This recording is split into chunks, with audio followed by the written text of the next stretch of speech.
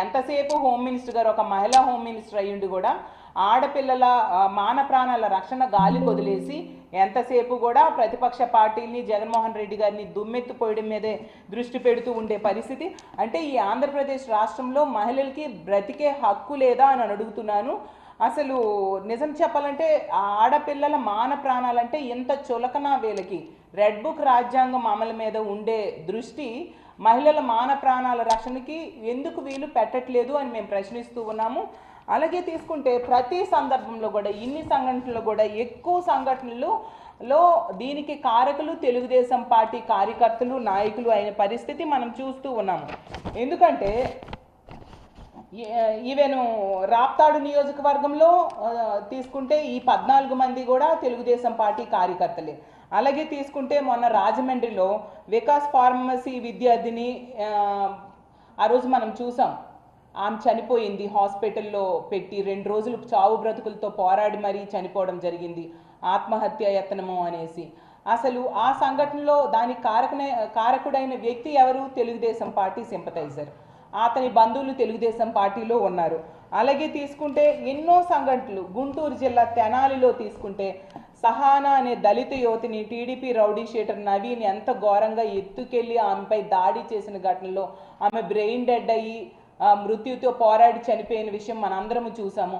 ఆ సంఘటనలో కనీసం ఈ ప్రభుత్వం స్పందించిందా? హోమ్ మినిస్టర్ ఏమైనా ఆ విషయంలో ఆమెకి అండగా నిలబడడం కానీ మెరుగైన వైద్యం కోసం చర్యలు తీసుకోమని ఆదేశాలు జారీ చేయడం కానీ ఏమీ చేయలేదు. మళ్ళీ జగనన్న వెళ్ళి ఆ అమ్మాయి చనిపోయాక ఆ కుటుంబాన్ని ఓదార్చడం జరిగింది తప్ప ఈ ప్రభుత్వం ఎటువంటి స్పందన లేని పరిస్థితి మనం చూసాము. అలాగే తీసుకుంటే తిరుపతిలో జనసేన లీడర్ కిరణ్ రాయల్ అనే వ్యక్తి లక్ష్మిని ఎలా మోసం చేశాడో ఆమె రోడ్డెక్కి మరీ చెప్పిన పరిస్థితి మనం చూసాం. అంత దారుణంగా అతను ఆ అమ్మాయికి వేధింపులకు గురి చేసి మోసం చేస్తే కనీసం అతని మీద ఏ చర్యలు ఈ ప్రభుత్వం తీసుకోలేదు, ఒక కేసు నమోదు చేయని పరిస్థితి. అలాగే టీడీపీ ఎమ్మెల్యే అయిన కొలిక్కాపూడి శ్రీనివాస్ వేధింపుల వలన ఒక విఆర్ఓ ఆత్మహత్యాయత్నం, ఒక మహిళ విఆర్ఓ ఆత్మహత్యాయత్నం చేసుకుంది. మరి ఆ కొలికపూడి శ్రీనివాస్ అనే వ్యక్తి మీద ఏం కేసులు మీరు పెట్టారు? అలాగే టీడీపీ ఎమ్మెల్యే ఆదిమూలం అనే వ్యక్తి వలన ఒక మహిళ ఇబ్బందులకు గురై ఆమె ప్రెస్ మీట్ పెట్టి మరీ చెప్పింది, కానీ వీళ్ళు సెటిల్మెంట్ చేశారు తప్ప ఆదిమూలం అనే ఎమ్మెల్యే మీద ఎటువంటి చర్యలు తీసుకోలేదు, ఎటువంటి కేసు కూడా నమోదు చేయని పరిస్థితి మనం చూసాం. అలాగే తీసుకుంటే కాకినాడ రూరల్ జనసేన ఎమ్మెల్యే అనుచరులైతే పంచాయతీరాజ్ శాఖలో పనిచేసే ఫీల్డ్ అసిస్టెంట్ని ప్రతిసారి కూడా నెల నెల మామూలు ఇమ్మని ఇబ్బంది పెట్టడం వల్ల ఆమె ఆత్మహత్యాయత్నం చేసుకున్న పరిస్థితి మనం చూసాం. ఎందుకంటే మామూలునైనా ఇవ్వాలి లేదా పక్కలోకి రావాలంటూ ఆమెను వేధించారని చెప్పి ఆమె ఆత్మహత్య ప్రయత్నం చేసింది. ఎంత దారుణమైన పరిస్థితులు! మరి ఆ అనుచరుల మీద ఏం కేసులు మీరు పెట్టారు? ఎటువంటి కేసులు లేని పరిస్థితి. అలాగే ముచ్చుమరి సంఘటన చూసాను, ఎంత దారుణంగా ఆ రోజు 9 ఏళ్ల బాలికని గ్యాంగ్ రేప్ చేసి మొక్కలుగా నరికేసి విసిరి పారేశారు. ఇప్పటికి కూడా ఆ డెడ్ బాడీని కనిపెట్టలేదు సరికదా, ఆ కుటుంబానికి ఎటువంటి సహాయము చేయని పరిస్థితి మనం చూసాము. అంతేకాకుండా సాక్షాత్తు హోమ్ మినిస్టర్ గారి నివాసం ఉంటున్న విశాఖపట్నంలో నీరబ్ శర్మ అనే వ్యక్తి అయితే ఒక అమ్మాయి మీద హత్యాయత్నం చేసి పారిపోవడం జరిగింది. అంటే హోమ్ మినిస్టర్ నివాసం ఉన్న ప్రాంతంలో కూడా అమ్మాయిలకి రక్షణ లేకపోతే ఇంకా ఇంతకంటే దారుణం ఇంకేముంటుంది చెప్పండి.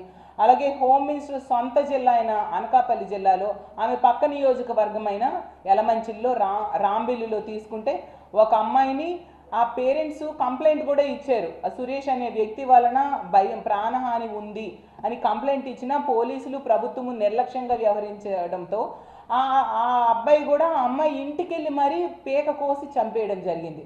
దీనిలో కూడా ప్రభుత్వ వైఫల్యం అలాగే పోలీసుల నిర్లక్ష్యం క్లియర్గా కనిపిస్తూ ఉండే పరిస్థితి మనం చూస్తూ ఉన్నాము. అసలు నేరాల నియంత్రణలో పోలీస్ శాఖ అయినా ప్రభుత్వమైనా పూర్తిగా వైఫల్యం చెందిన పరిస్థితి మనం చూస్తూ ఉన్నాం. ఎంతసేపు కూడా రెడ్ బుక్ అంటూ రెడ్ బుక్ రాజ్యాంగం అమలు మీదే దృష్టి పెడుతూ ఉన్నారు తప్ప ఎక్కడా కూడా అంబేద్కర్ రాజ్యాంగాన్ని అమలు చేయని పరిస్థితి మనం చూస్తూ ఉన్నాము. కాబట్టి ఈరోజు అంబేద్కర్ గారికి మా పార్టీ మహిళలందరూ కూడా సాధారణ మహిళలు కూడా పెద్ద ఎత్తున తరలి వచ్చి అంబేద్కర్ గారికి వినతి పత్రం ఇవ్వడం జరిగింది. ఇలాంటి ప్రభుత్వంలో ఉన్న పెద్దల మనసు మార్చి మహిళల రక్షణ కోసం పెద్దపీట వేయాలి. అలాగే రెడ్ బుక్ రాజ్యాంగం అనే దాన్ని పక్కన పెట్టి అంబేద్కర్ రాజ్యాంగం చక్కగా అమలయ్యేట్టుగా ఈ రాష్ట్రంలో అమలయ్యేట్టుగా చేయాలి. అలాంటి బుద్ధిని ఈ ప్రభుత్వ పెద్దలకు పోలీసులకు కలిగించాలని అంబేద్కర్ గారికి విన్నవించుకుంటూ మేము ఈ పెద్ద ఎత్తున నిరసన కార్యక్రమాలు చేపట్టడం జరిగింది. విపరీతమైన స్పందన ప్రజల నుంచి వచ్చింది.